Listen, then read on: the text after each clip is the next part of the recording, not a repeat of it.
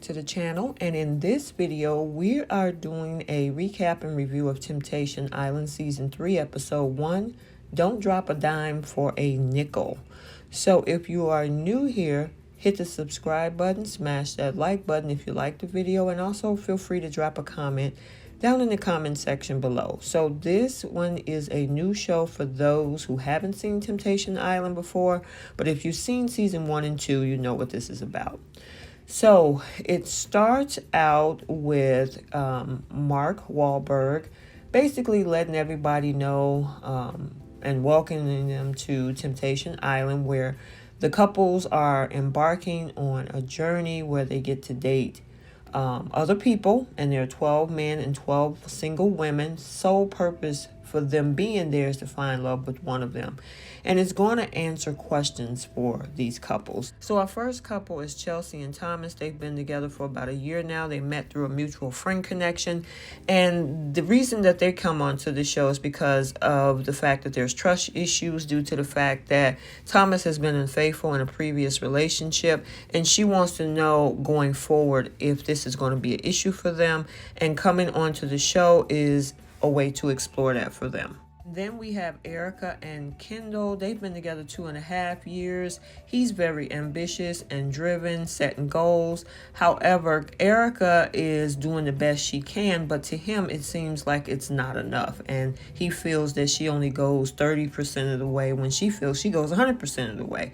So they're going to try to explore this journey to see if there's something missing, and they want to experience the whole experiment to see if she's the right person or if she's being too critical on him. So we'll definitely see what direction they're going to go and how this tests their relationship. And then our next couple is Kristen and Julian. They've been together for 11 years. They met at a house party while they were in high school. The relationship has not been perfect because he has been unfaithful. And this particular process, she wants to know if they're going to have mutual respect for each other going forward, and to see if his actions throughout this journey is going to reflect whether or not he'll betray her again. I mean, that's testing and pushing the boundaries, but we'll definitely see if this is something that they can eventually overcome. And then last but not least, our last couple is Aaron and Corey. They used to work together. That's how they met. Corey was her boss, and she thought he was the most attractive guy she's ever seen. She has an athletic background. She played D1 soccer at Rutgers, and then she also played professional soccer, which also had her dating professional athletes such as a linebacker for the Eagles, and she also dated a shortstop for the Marlins. And then Corey is super shy and conservative, but because she's dated pro athletes, it breaks into his confidence and it chisels away at it, and he feels belittled. And so they're trying to see if this is something that's going to either strengthen their relationship or prove otherwise to him that she's in it for the long haul, and not because of the fact that he's not as a professional athlete as her exes. So it's going to be interesting to see how that go, and whether or not their love will continue after this journey is over. So all of the couples are excited on this journey. They all are coming in to meet up with Mark Wahlberg, and he's also awaiting them as well. And for some of the couples, it became a reality check to them. Chelsea is nervous and excited. Julian is also very excited about the process, and we also saw Erica and Kendall saying that hopefully, this will bring them together. They're really anxious about it. So the villa is really, really nice. Mark brings them in to make sure that they're comfortable, and he says that the journey begins now, and he wanted to check in with them to see how everyone is feeling. And of course, Julian said that they came there because they've been together since they were 15, and he wanted to see if they can take their relationship to the next step. He then asked Aaron and Corey what they're looking for out of this, and they came for many reasons. But the one thing is to be more independent and grow as individuals and come out on the other side stronger and better in the relationship. And then he asked Chelsea what was their purpose, and she's talked about the trust issues in regards to him watching and looking at other women. And she's wondering if he does that in front of her face. What is he doing behind her back? So she wants to explore it. So now that leaves Erica and Kendall, and their reason for coming in is because she said that, you know, it seems like he's been a little unappreciative about smaller things. He's inconsistent. And then at the same time, he wants her to reach her full potential. And by taking this journey, they want to see if that's going to help their relationship. So Mark says in order to find all of the answers to the questions in your relationship, you guys come here to date single men and single women and open yourself up to the possibility that there may be someone else better suited for you than the person that's with you right now. And so that's going to determine that. And, you know, it's going to be interesting to watch to see how all of this unfolds with these four couples. Are they going to be better outside of this? Or are they going to just walk away with somebody new? So at the end of the conversation, you know, everybody's nervous, but he serves champagne and toast to new beginnings. So then they show where the guys are going to be staying, and then they also show the girls where they're going to be staying.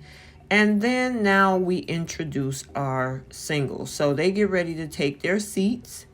And of course, they're anticipating everything, you know, with seeing who is coming in. And I think one of the girls was like, I'm already mad at this situation. I'm not happy about this already. So they have this extravagant laser type introduction where they cut the lights down low and they bring out all of the singles, and they got this bright blue light showing. And then, of course, at this point, they introduce the singles.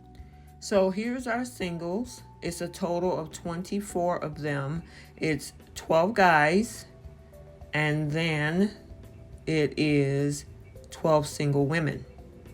And some of our couples was like, oh my God, I'm about to die. So Mark tells them that these are our singles, and some of you are going to end up going home with them, leaving the island, and some of you are going to stay with your existing couple. And of course, some of the girls were flirting, especially with Kendall. And, you know, of course, Erica wasn't feeling that. So our first one is Tula, who's a digital consultant creator. And she says that she's already secured the crown, but she's here to secure her king. And then there's Blake, who's a dentist that's 34 in St. Louis, Missouri. He said he'll put a brighter smile on the ladies' faces. And then there's Amanda. She says that the ladies better watch out because she's scientifically proven to be irresistible to men. And then David is this 28-year-old sales rep from Rhode Island. He's there to make a steal and close the deal. And then he turns around and slaps his butt and do a spin move. He's funny.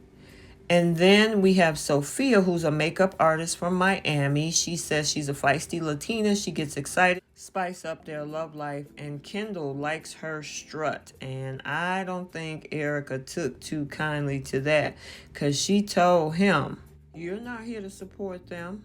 So that shut that conversation down. And then we have Lex. He's 28 and an event planner, and he flew to the island to find a woman of his dreams. So he's looking forward to seeing all of these women very soon. Katrina's 22. She's a model from Michigan. She plays collegiate soccer, and she want to wrap her long legs around one of the guys. And then we got Shaquille, and Shaquille is 25. He's a personal trainer from Vermont, and he opens up his shirt and says that he's been personally training to be your next boyfriend. And of course, he's popping his pecs. And the ladies really open their eyes on that one. And then we have Nicole, who's 23 from Oak Ridge, New Jersey. She was born on April Fool's Day, but she says, ain't no joke, ladies, because I'm about to steal your man. Then we have Griffin. Griffin plays pro soccer, and he's hung up his cleats to find a shot at love. There is Alexis. She's 24 from LA, and she's looking forward to seeing the women at the bonfire, because there's some clips going to be of her and yo man. And we see Erica telling Kendall, Don't drop a dime for a nickel. That was funny. Tom is 27, a masonry from New Jersey, and he said he's an Italian boy who want to show what these hands can do in the kitchen, of course. And Julian found that was hilarious. He tried to go back and forth with Tom. Tom was like, speak with your chest. And he was like, I'm from Jersey too. We cool. And he was like, no, I'm coming for your girl. And Julian did not find that funny at all. So the singles are now heading out, as Mark Wahlberg instructed them to do. So he says to them, you've met all of our amazing singles, and that they're not here just by chance. They were chosen specifically because they have many of the qualities you say you were looking for in a partner, and that this journey is going to be nerve-wracking. The first impressions are going to be tough, but try to make deep connections to try to get answers to your questions. And, this is out of their comfort zone, but, they chose to go on this journey. So they say their goodbyes because they're not gone for good yet, but, just to give them a break from each other at this point and get comfortable being separate from their significant others. So it's the next morning, and Mark is at the villa with the girls. He tells them it's been a long day, but asked them what they think about the guys, and they had their eyes on the guy with the good hands that can cook well. So he brings the single guys out, and they reintroduce themselves, and we see Erin says that she's a mixture of excited and scared. So Shaquille was the first conversation, and Shaquille said he's a dog. He got baby fever, and he's already trying to find the right girl to fertilize with. Then we have at the guys' villa, they're meeting all the girls. They decide to take tequila shots, and then we see Blake having a conversation, saying that he's going to win over the girl that's most interested in him, and he in her.